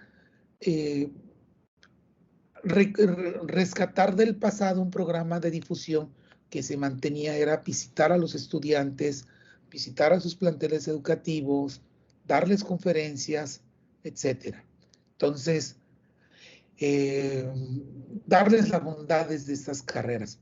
Y si bien, como le había yo comentado, se abre la posibilidad actualmente de que los estudiantes de segunda opción que no lograron inscribirse en alguna de las licenciaturas que ellos querían, miran estas opciones como acción remedial, se preparan un semestre o 2 semestres y mientras están aquí, pues ellos logran tener los conocimientos que no tenían para acceder a un buen examen de admisión para otras carreras de mayor demanda. Sin embargo, eso a nosotros nos ha perjudicado en la división en los indicadores de eficiencia terminal de cada carrera. La siguiente, por favor. En ese sentido, pues, como les había yo comentado, ¿qué proponemos? Proponemos ir a los planteles educativos, ir no nada más a bachillerato, ir a secundaria e incluso primaria, pues darles visitas, ofrecerles también visitas guiadas a la división y vamos a enfocar por el momento a matemáticas y a química. ¿Cómo? Algo que es muy atractivo, muy vendible en términos mercadotécnicos de estas carreras científicas, es precisamente llevarles experimentos demostrativos, pensando en química, o juegos en los que se privilegie el pensamiento matemático, como las torres de Hanoi, el desarrollo de sudokus, etcétera. Y el objetivo principal es enamorarlos en la ciencia. Y no a través de las nuevas ferias profesiográficas que, si bien todas las universidades exponen cuáles son sus programas educativos, pocos son los estudiantes que se acercan a mirar qué es lo que pueden hacer en su devenir profesional. La siguiente, por favor. Bueno, algunas de las pláticas que podemos impartir cuando vamos a los planteles educativos es, por ejemplo, química enfocada a la química verde, que como bien sabemos es el uso sostenible de la química para beneficio de la humanidad y ejemplos de éxito de química verde. Otra que ha funcionado bastante bien, los premios destacados en ciencia. Las mujeres que han recibido reconocimientos científicos por su labor científica, y otra, por ejemplo, los premios Nobel y todas las cosas nuevas que están apareciendo a nivel mundial, todo lo importante que hay alrededor. Otra es la historia de la química en México, cómo se hacía la química en el pasado, qué beneficios traía a la humanidad, qué beneficios regionales podrían darse. Y otra plática muy interesante es sobre una aplicación de las matemáticas, la estadística, de qué manera nos sirve para beneficio social. Entonces, son pláticas que podemos ir nosotros englobando para atraer a los jóvenes y que se den cuenta de que las ciencias son una opción educativa interesante y que pueden tomarlo como una posibilidad. Bueno, en este sentido, los experimentos que nosotros podríamos sugerir a desarrollar dentro de las demostraciones de experimentos, se pueden ocurrir varios experimentos, pero estos tres son muy demostrativos. Hay una práctica que se llama azul que desaparece. Al estudiante se le da una solución, le pide que la agite fuertemente y de ser incolora se pone azul. La deja reposar y regresa al color transparente. La vuelve a agitar, regresa el color azul. Y realmente lo que está viendo el estudiante es una reacción de óxido-reducción y que con algún indicador apropiado, pues está viendo el vire de este indicador, óxido-reducción, que me va a indicar la presencia de oxígeno en el aire, simplemente. Entonces, pero eso parecería como si estuviera haciendo algo mágico. Entonces, allí viene la parte de cómo irlos atrayendo hacia la química, darse cuenta de que pues tienen aplicaciones reales y que tienen cosas demostrativas muy interesantes y que no nada más se trata de estarse aprendiendo de memoria información.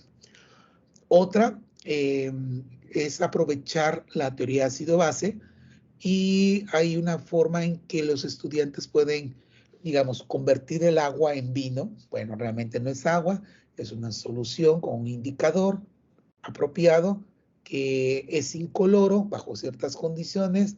Le agrego otra sustancia que va a alcalinizar o acidificar, entonces puede virar este indicador ácido y puede simular ser un vino. Y puedo regresar al pH anterior y puedo volverlo a transformar en algo incoloro. Entonces, ir haciendo estos juegos es muy llamativo para los estudiantes. Y ya cuando al final nosotros le explicamos el fundamento, pues les llama la atención y les interesa. Y finalmente, demostración de cuánto una sustancia puede ser ácida o alcalina con cosas que utilizan en su hogar. Por ejemplo, el cloro, el ácido muriático, vinagre, etcétera. Elementos que hay dentro de su casa de limpieza. El cloralex, el pinol. En fin, la siguiente, por favor. Dos juegos matemáticos que se nos ocurren son las torres de Hanoi, que es un rompecabezas matemáticos que consta de 3 postes y tienen que ir pasando un disco de distinto tamaño hasta el otro, hasta lograrlo hacer. O bien, estimular el cerebro a través de la resolución de sudokus. Entonces, de ahí ellos van fortaleciendo la parte matemática. Entonces, la siguiente, ya finalmente, ¿qué esperamos lograr? Una mayor difusión de estas dos ciencias en estudiantes de secundaria y bachillerato en nuestro estado, mejorar la aceptación de nuestros programas de estudio en los jóvenes y en la sociedad. Recordemos que las carreras científicas usualmente son de demanda baja, pero es una responsabilidad que tiene la universidad socialmente para ofertar este tipo de carreras y con alta calidad. Realmente es una inversión social que hace nuestra universidad, por lo que ese tipo de carreras no deben de pensar cerrarse nunca. Entonces, hago eco en esto y respaldo la propuesta que tienen mis compañeros de hacer algo extra, ¿no? Recordar este tipo de programas. Muchas gracias por su atención. La siguiente, creo que ya esta fue la última, si mal no recuerdo. Sí, creo que ya fue la última. Bueno, muchas gracias por su atención. Que tengan excelente tarde. A usted, doctor Luis Fernando Roa de la Fuente, por la participación. Y Damos paso a la ponencia Discriminación percibida en mujeres migrantes en la frontera de Tabasco, a cargo de Gustavo May Hernández, Elías Méndez Mena, Vanessa May Hernández. Adelante, por favor. Muchas gracias. Buenas tardes a todos. Les vengo a hablar como tal de este tema, la percepción de discriminación que viven las mujeres migrantes. Como sabemos, aquí en Tenosique, Tabasco, colinda con Guatemala, que es una de las zonas donde pues hay migración de toda esa parte del sur. La migración pues, es una problemática a nivel internacional que causa un impacto en la salud física, mental y social que se presenta por varias circunstancias, como puede ser la parte política, también la económica, la ambiental, y esto pues conlleva a que las personas pues tengan que salir de su hogar, ¿no? La Comisión Nacional para Prevenir la Discriminación en México hace mención que el 60% de la población mexicana tiene actitudes discriminatorias contra los migrantes y el 55% desearía que se apliquen medidas estrictas en contra de la población. Mayormente esta discriminación que tienen los migrantes, aquí en Tenosique les mencionaba que sí hay un gran número de migrantes, o sea, puesto que estamos cerca y la mayoría de discriminación que viven no es porque hayan suscitado algún acontecimiento, algún daño que le haya causado un migrante. En realidad es una percepción que tienen porque otra persona se lo ha contado y a esa persona se lo contó a alguien más. Entonces es una información que se va transmitiendo, pero no es algo que está comprobado. Y se hacen una percepción sobre... Ay, ya se desconectó. Le seguimos escuchando. Perdón. Ok, perdón. Es que se me fue aquí el internet. Entonces, es la parte de la discriminación que viven. La siguiente, por favor. La pregunta fue la siguiente. ¿Cuál es el nivel de discriminación que se perciben en mujeres migrantes en la frontera de Tabasco? Y el objetivo como tal es identificar la discriminación que perciben las mujeres migrantes en la frontera de Tabasco. Si pueden adelantar, por favor, la presentación. Ya en la parte de resultados. Ajá, en la parte de resultados, la siguiente. Ahorita que lo proyecten, pues ahí podemos encontrar que la parte de metodología es un diseño cuantitativo, descriptivo. La muestra es formada por 87 mujeres migrantes. La escala que se utilizó es la escala de discriminación de la vida cotidiana. Esta ayuda a medir la percepción que tienen los migrantes, consta de 10 ítems y su tipo de respuesta es tipo Likert. Este instrumento, aparte, permite medir dimensiones enfocados a los tipos de discriminación que se puedan presentar, como puede ser trato digno, la cortesía, el servicio, la inteligencia, el miedo, la honestidad, apodo, insulto o alguna amenaza o acoso que se presenta.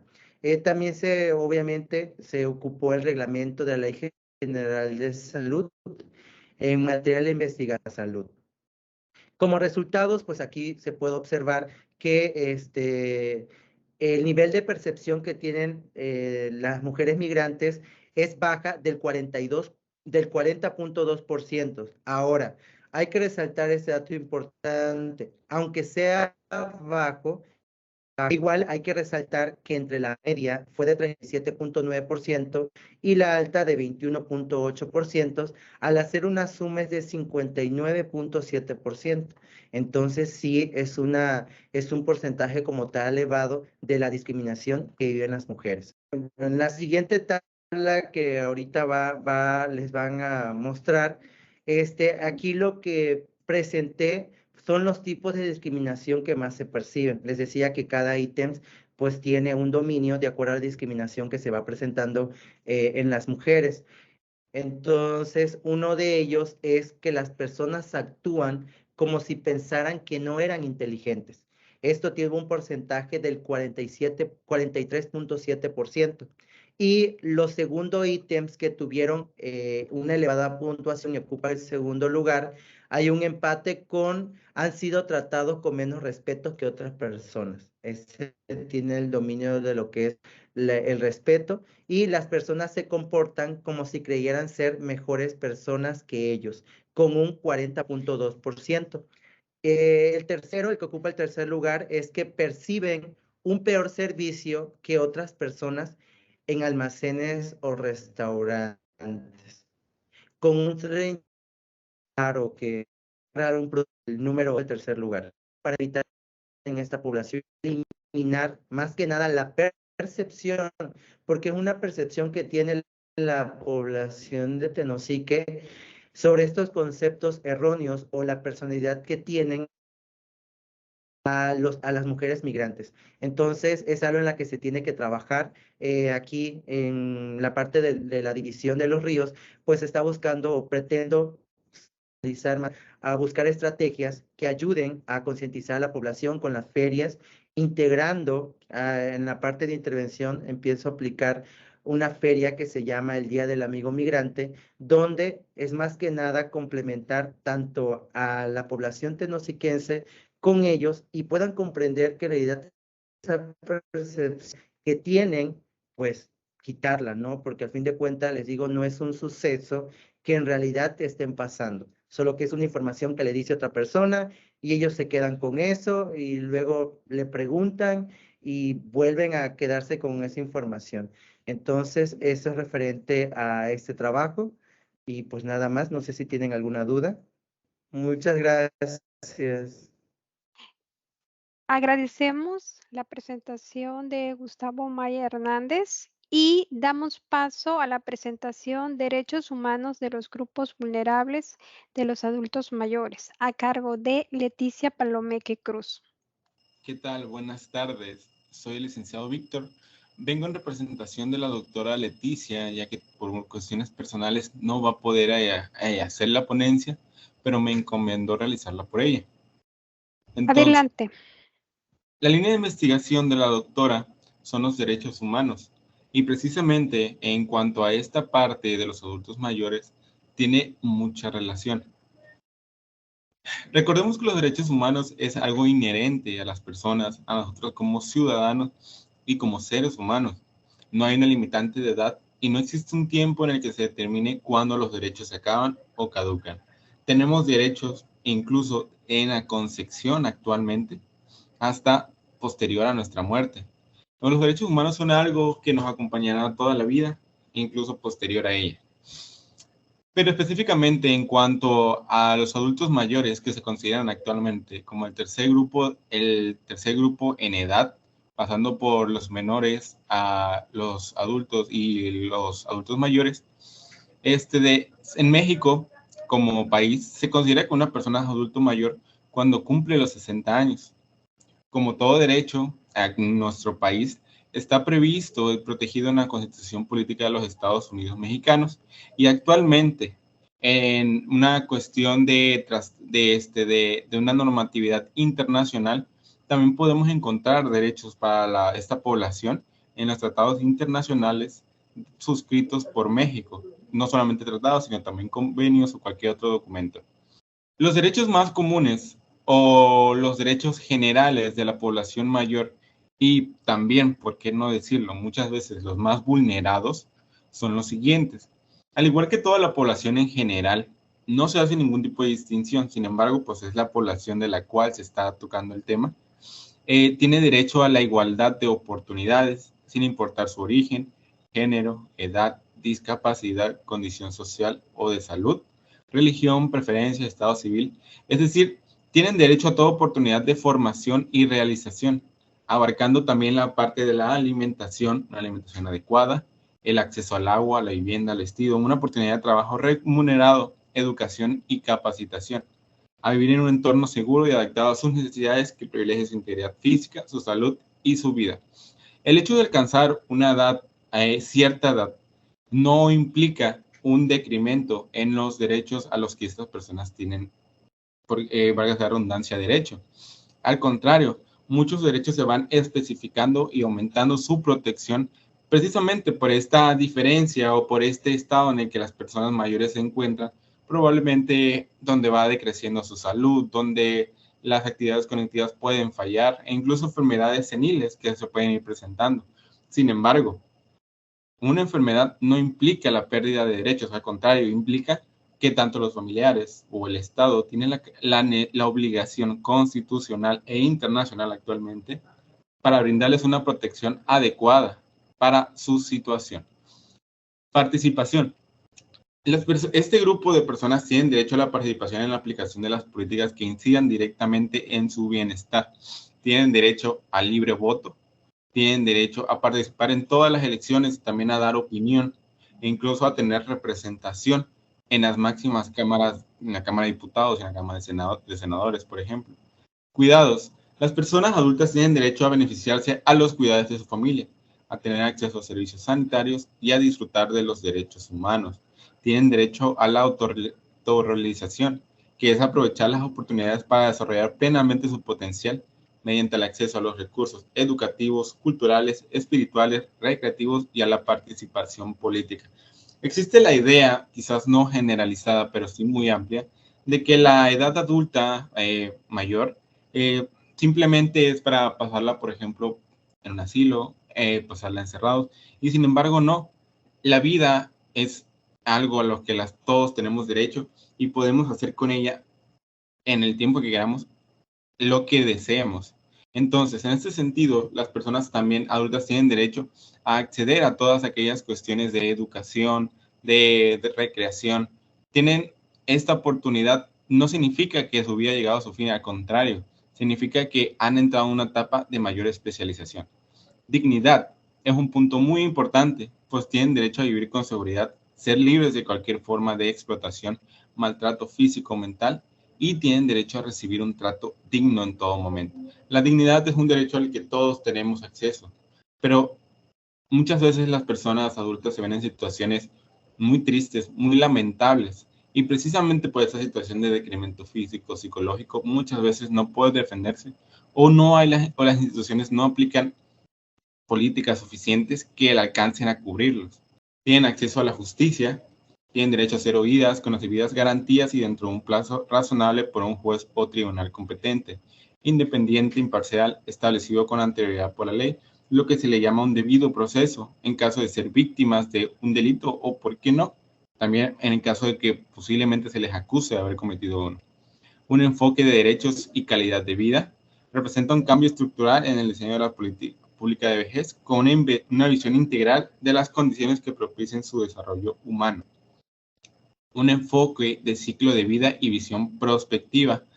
Es decir, el envejecimiento como tal es un proceso que va evolucionando, que ocurre durante toda su vida. Una vez que nacemos, vamos avanzando en nuestra expectativa de vida hasta que llegamos a una edad avanzada. Y precisamente, todas las etapas anteriores deben valorarse para elaborar alternativas que consideren escenarios futuros para la población, escenarios óptimos para que en cada etapa puedan respetarse todos y cada uno de estos derechos. La siguiente, por favor. Los derechos vulnerados de los adultos mayores, ¿cuáles son los más comunes?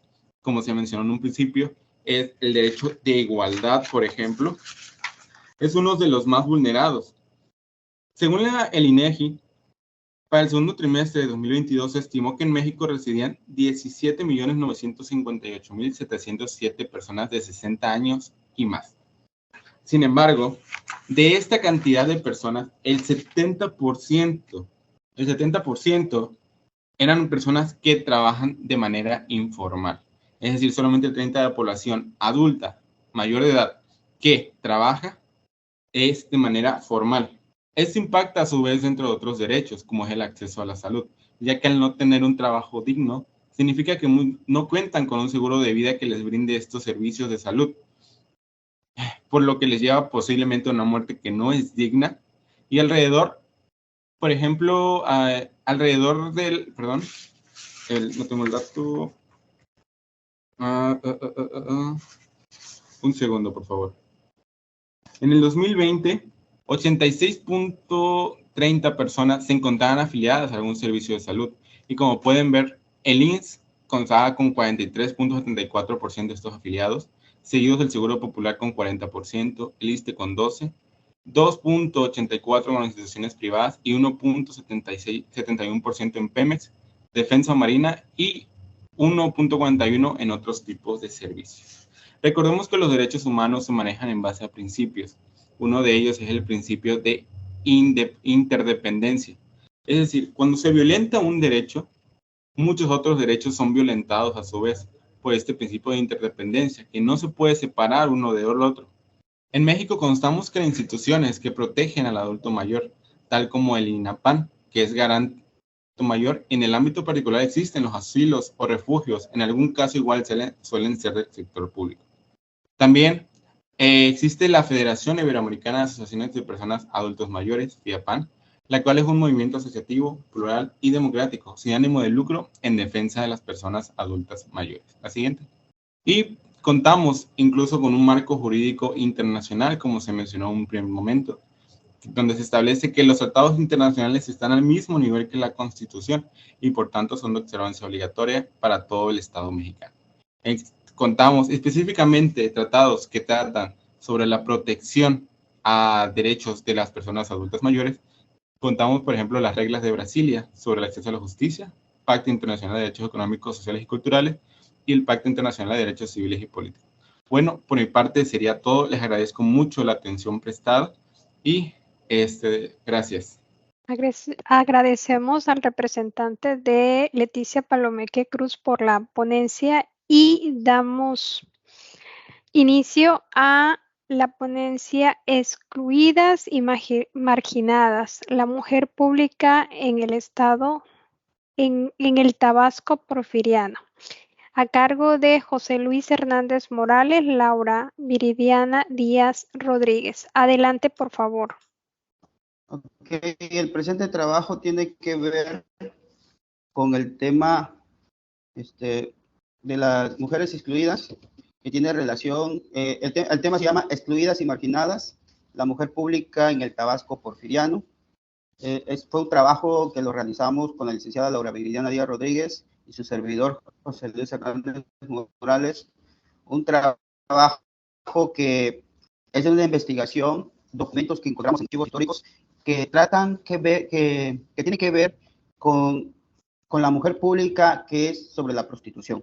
Y como podemos ver, es un documento que trata una investigación que nosotros tratamos de estudiar acerca de la época porfiriana, donde en aquellos tiempos hubo una discusión grandemente acerca de los reglamentos sobre las mujeres públicas, es decir, sobre el ejercicio de la prostitución, de las mujeres que se encargaban de prostituirse en aquella época, tanto en vía pública como en burdeles o casas públicas, o podríamos mencionar casa de citas.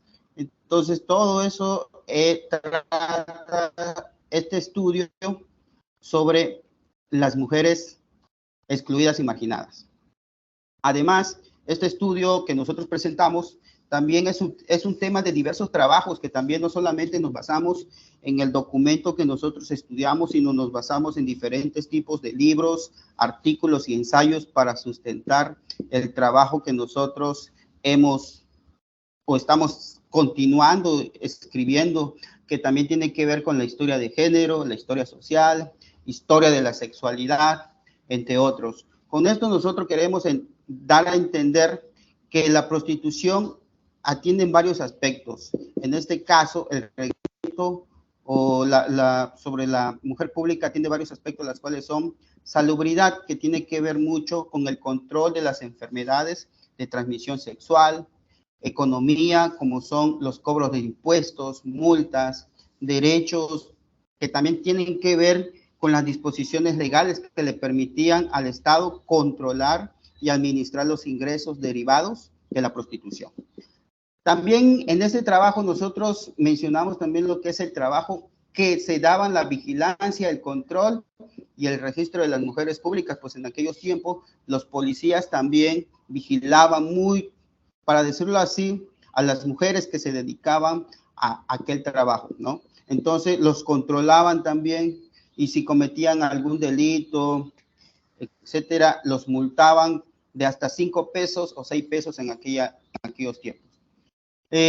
También vemos lo que, en este caso, el estudio de la prostitución, en otro de sus aspectos está la moralidad, que tiene que ver con la responsabilidad de las mujeres, de la propagación de las enfermedades y los vicios. Entonces, el trabajo también que nosotros hacemos se basa en el Reglamento de Mujeres Públicas, que es un documento o un reglamento que se expidió en diciembre de 1906, la cual nosotros en nuestro estado, que es San Juan, que es Villahermosa, antes San Juan Bautista, ya existía un decreto sobre las mujeres públicas de 1887, la cual se derogó a causa del nuevo decreto de 1906, la cual no solamente en San Juan Bautista, sino en diferentes partes del estado de la República también empezaron a publicarse nuevos decretos con la finalidad o con el único objetivo que muchos mencionaban acerca de la salubridad, porque ya las mujeres públicas ya eran demasiadas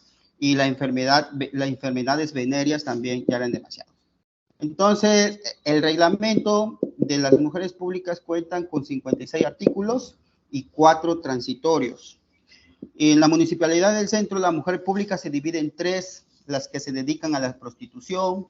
Ok, buenas tardes.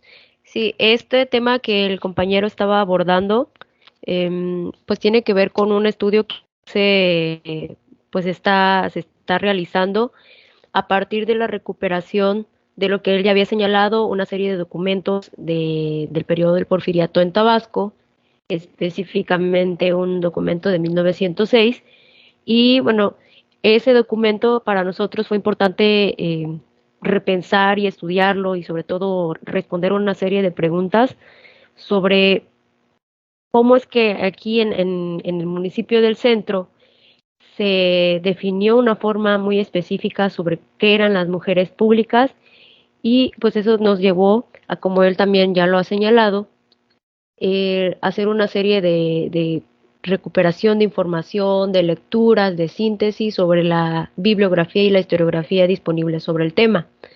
No quiero abundar tanto porque él pues estaba dando muy bien esa un poco más explícita esta información y también por cuestiones de tiempo, pero si pueden ver las diapositivas, aquí está, por ejemplo, otro documento de la época que contrasta con un libro de reciente publicación sobre cómo se está abordando el tema de la prostitución y el lenocinio en México. La autora aborda desde el siglo XIX y siglo XX, y en esta otra parte está un ejemplo de un documento de 1907, es decir, poco tiempo después que se publicó el reglamento sobre mujeres públicas para la Municipalidad del Centro. Sí, entonces este documento que ustedes ven aquí es un cuestionario que se distribuyó en los gobiernos estatales y obviamente en los gobiernos municipales, como fue en el municipio del Centro, para que a su vez lo respondieran o se lo dieran a responder a las mujeres. Sin embargo, como en una plática que sostuve con el compañero, una de tantas, para abordar el tema, pues en realidad esto no se hizo así. El que respondió la encuesta, hasta donde podemos saber también, pues fue el mismo presidente municipal. Y esto es algo que nos lleva a otras preguntas. ¿Por qué razón? Y lo que hemos observado y podido analizar y obviamente sintetizar es que había un férreo control interno de esta información, y eso tiene que ver porque en la medida en que decían cuántas habían, también hay que decir cuántos ingresos de la historia de la prostitución en Tabasco y de cómo el Estado, es decir, las instituciones públicas, en este caso de la municipalidad, pues ejercían ese control no solo de las mujeres, de su corporalidad, sino también de ese control económico que ellas significaban para pues, los fondos monetarios del municipio. Y para ir cerrando ya por cuestiones de tiempo, también pusimos aquí un ejemplo de una boleta, y eso nos permite a nosotros entender cómo se estaba llevando a la práctica o poniendo en práctica parte de los lineamientos que están establecidos en este reglamento de 1906.